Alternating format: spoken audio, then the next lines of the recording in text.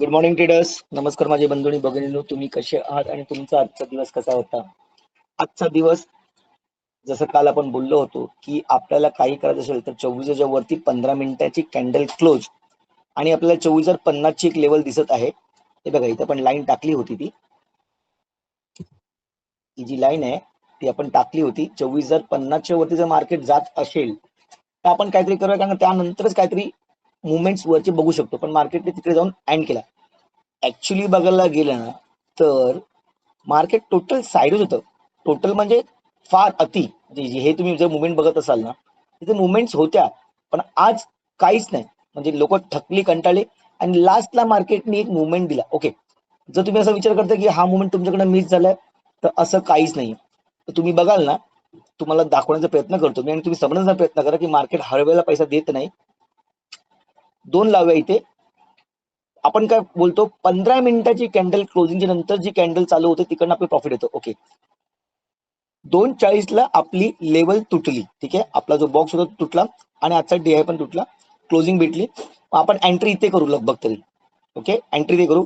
पण जर इकडनं बघितलं तर 24ची लेवल पण तुटले आणि 24 नंतर एक मुवमेंट जी आली ती फक्त 35 पॉईंटची आली. पण ही पॉईंट मध्ये तुम्हाला किती भेटले असतील तुम्हाला दाखवून देतो मी.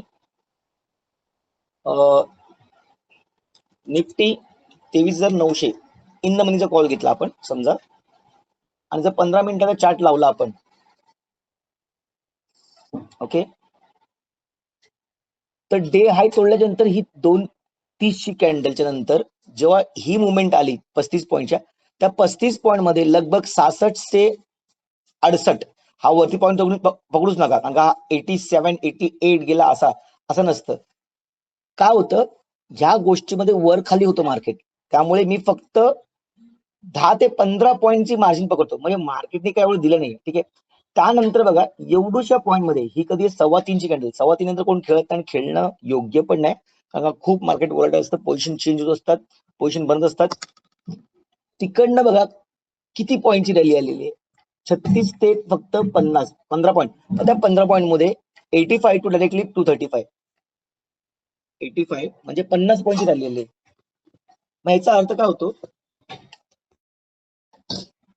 की जिथे तो तुंबलेला आज प्रीमियम होता ना, तो इथे बस झाला, या गामा बस झाला, हे झालं ते झालं, त्या गोष्टीत. पण हे चुकीचं आहे. इथे ट्रेड करणं खूप रिस्क आहे. तिकडनं एक अशीच रेड कॅन्डल पण बनू शकली असती. त्यामुळे इथे ज्यांनी ट्रेड नाही केलाय ते थांबले, ते पक्के ट्रेडर आहेत. इथे ज्यांनी लालच केली आणि त्यांना आज भेटलं उद्या भेटणार नाही, मार्केट एक दिवस देईल आणि 10 दिवस तुमच्याकडे गेल. त्यामुळे माझ्यासाठी आज मार्केट बरोबर नव्हतं. ओके, मी का थांबलोय, कारण आज जर मार्केट वॉलेटाईल होतं किंवा साइडवेज होतं, रेंज बॉन्ड होतं, ठीक आहे, तर उद्या निफ्टीची मंथली एक्सपायरी आहे, तुम्ही बघू शकता. हे बघा, 26/5/2026 एक्सपायरी. आज आहे 25/26, म्हणजे उद्या निफ्टीची एक्सपायरी आहे. नवीन पोझिशन मधील मुवमेंटची अपेक्षा असेल का, कारण का मार्केटने 24,000च्या वरती क्लोजिंग दिले, लगभग 24,050च्या इथे क्लोजिंग आहे. उद्या जर सकाळ सकाळ मार्केट इकडनं वरती गेलं तर मग चांगल्या मोठ्या रॅली भेटली. पण त्या अगोदर आपण बघूया 15 मिनिटावरती, 1 मिनिटावरती मार्केटने काय केले ते.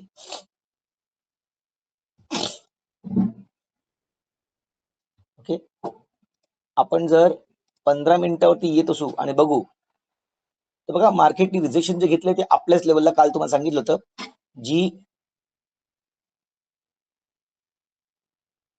24,050 ची लेवल आहे, ही क्रुशियल लेवल आहे.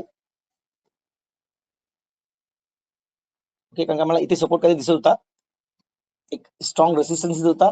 आणि त्यानंतर जर आपण बघायला गेलो ना, तर मार्केटकडे सरळ जी लेवल येते ना, ती लगभग 31 ची येते. आता 31 ची का, तर बघा हा पॉईंट पण बघा लॉजिकली. त्यानंतर कुठला पॉईंट येतोय बघा, हा 240चा. ओके, 131 240 वरचे मुवमेंट्स आहेत. त्यानंतर डायरेक्टली 300 350च्या वरती मार्केट गेलं तर जाऊ शकतं की नाही हे उद्यावरती आहे. पण त्या अगोदर आपण येऊया आणि 15 मिनिटावरनं आपण एका तासावरती येऊया. तर मार्केटने ना एक प्राइस एक्शन तर नक्कीच दिलेलं आहे. ओके, ट्रेंड लाईन ज्या होत्या त्या मार्केटने तोडलेल्या आहेत आणि मार्केट वरती सेशन झाले. दुसरी गोष्ट, मार्केट पॉझिटिव्ह मध्ये 24,050च्या आसपास क्लोज झाले, ते पण चांगली गोष्ट आहे. एक राऊंड फिगर जो असतो 24,000चा तो तोडलेला आहे. ठीक आहे, डेली वरती जर आपण येतोय ना, मार्केटने इथे एक गॅप क्रिएट केलेला आहे. जो बघा इकडचा जो गॅप आहे तो मार्केटने गॅप क्रिएट केलेला आहे आणि मार्केट आता ज्या रेंजमध्ये येणार आहे ती रेंज तुम्हाला दिसत असेल तर लगभग बघा अशी रेंज आहे. हा लो आणि हा हाय म्हणजे लगभग 165 160 पर्यंत आहे डेली टाइम फ्रेम मध्ये. 5 मिनिटाचा टाइम फ्रेम वेगळा, 15 मिनिटाचा अनालाइज वेगळा आणि 1 तासाचा वेगळा. तर वरती 180 पर्यंत मार्केट नक्की जाऊ शकतो, टच करू शकतं आणि त्यानंतर मग वरचे 240 300 जे लेवल ते आहेत. पण बघण्याची अशी एक गोष्ट मला दिसण्यात आलेली आहे. 5 मिनिटात आपण अनालाइज करूया. ओके, आपण लेवल्स लावून टाकूया की इथे 160 आपण बोलत होतो, त्यामुळे मी इथे लेवल अशी लावतो. आपण 150च पकडूया कारण 5 मिनिटामध्ये मला ही लेवल दिसते. त्यानंतर मला वरती 240 ची लेवल दिसते. ओके, हा 26 साठी 26 इथे लगभग आपण जरा इथे एक्सटेंड करूया, इथे एक्सटेंड करूया आणि ह्या गोष्टीला आपण जरा पुढे सरकूया आता. ओके, आता मी जरा ह्या लेवलला ना इथे लावून टाकतो आणि ही जी लेवल आहे ती आपली तशीच राहणार आहे. याचं कारण काय, खाली हा 800चा स्ट्रॉंग सपोर्ट आहे. जो पहिल्यापासून रेसिस्टन्स होता तो सपोर्ट बनतोय. पण बघा सपोर्ट बनलाय का, मार्केटने टेस्ट केलंय का. बघा तुटल्याच्या नंतर जर मार्केट वरती जात असेल ना तर मार्केटने त्याला टेस्ट केलं पाहिजे आणि असं गेलं पाहिजे. मार्केट वरच्या वरती गेलं तर मला पटत नाही. मी हर वेळेस व्हिडिओ सांगतो की मार्केट जर जात असेल वरती डायरेक्टली तर मला पटत नाही. त्यांनी टेस्टिंग केली पाहिजे, रिटेस्टिंग केली पाहिजे, मारामारी झाली पाहिजे, नंतर जो जिंकेल तो खरा प्लेअर. पण डायरेक्ट मार्केट जातं म्हणजे ट्रॅप करून मार्केट परत खाली येण्याच्या कागारामध्ये असेल. तर माझ्यासाठी उद्या मार्केट ना गॅपअप जरी ओपन झालं, गॅपअप जरी ओपन झालं तरी मार्केट टेस्ट करायला किंवा ही जी गॅप भरण्यासाठी उद्या इथे येऊ शकतं आणि त्यानंतर जर मुवमेंट आली तर यस ती खरी मुवमेंट असेल. ओके, कारण का उद्या एक्सपायरी आहे, खूप लोक पैसे लावणार, कमी प्रीमियम झालेले आहेत, प्रीमियम डिके झालेले आहेत, स्वस्त दरामध्ये तुम्हाला चांगले लॉट्स भेटतील त्यामुळे खूप लोक येतात. ओके, दुसरी गोष्ट काय, उद्या मला ना इथे एक रेड कॅन्डलची अपेक्षा नक्कीच आहे. तर मी पुढच्या हप्त्यामध्ये पॉझिटिव्ह होईल. बघा पुढच्या हप्त्यामध्ये होणारी घटना ती उद्या घडली पाहिजे, टेस्टिंग झाली पाहिजे, रिटेस्टिंग. मार्केट जर असंच वरती जात असेल ना तर ते मग खूप धोक्याचं आहे. मग मला मार्केट 24,300 500च्या वरती गेलं तर मी फुल पॉझिटिव्ह होईल. आता मार्केट की ही पेज जी आहे ना खालची पेज ती खालीच राहणार आहे आणि मार्केट अशी कधी पेज सोडून जात नाही. असं बघायला गेलं तर मार्केटला फील करायला यायला लागतं. त्यामुळे उद्याच्या उद्या मार्केटने ना ही जर गॅप भरली या रिटेस्ट केला तर यस मार्केटमध्ये एक मोठा बाउन्स येईल. मी 23,800च्या लेवलला मग सपोर्ट मानेन. मग आता करायचं काय, नक्की करायचं काय नाही. बघा ही लाईन मग आपण सोडून देऊया आता, कारण आता मार्केटने ह्या सगळ्या गोष्टी सोडून दिलेल्या आहेत, दिलेल्या आहे. ही लेवल इथे जराशी वरती घेऊया,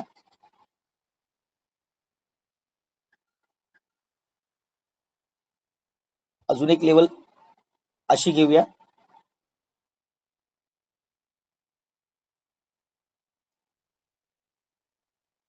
ओके, फॉर्मॅट बनलेला आपला. आता डिस्कशन करूया. मार्केटने उद्या गॅप अप ओपन देऊन रिजेक्शन घेतलं तर माझा पहिला टार्गेट वर्ण खालच्या साईडला असेल, वर्ण खालच्या साईडला असेल. 15 मिनिटाची कॅन्डल, 15 मिनिटाची कॅन्डल, रेड कॅन्डल, 15 मिनिटाची रेड कॅन्डल 945 पर्यंत जर मार्केटनी रिजेक्शन घेतलं, 945 किती,